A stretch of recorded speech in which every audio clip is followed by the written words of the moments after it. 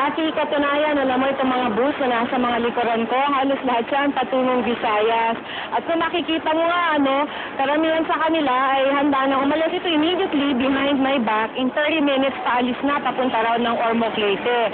Ito nga, katulad ng sinabi mo, kahit na maaaring mas stranded sa pier ng Matnog, Sorsogon, bumabiyahe pa rin, yung mga Visayas.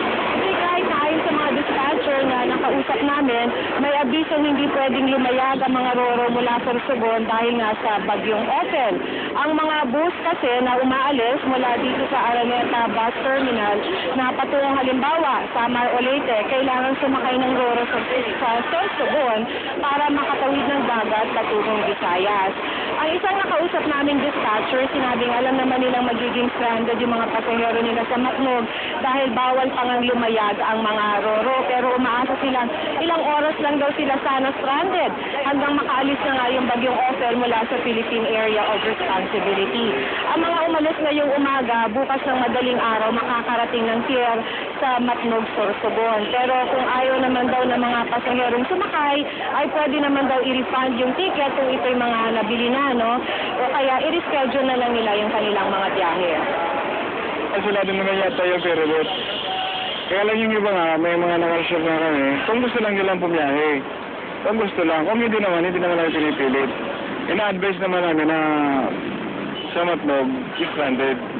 Bakit? Ba't niyo pinipilit pa? Bakit hindi na lang di mula dito patigil muna yung biyahe kaya sa mas stranded sa pier? Kasi po yung mga pasayro, hindi sa magdambal dito, dito na po kami.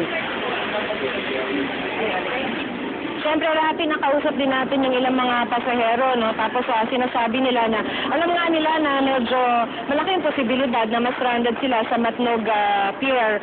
Pero pinili raw nilang ituloy yung biyahe nila at saka doon na lang daw sana sila maghintay mula sa pier ng Matnog. Hanggang bigla na lang, hihintay na nila doon hanggang payagan na lumayag yung mga roro.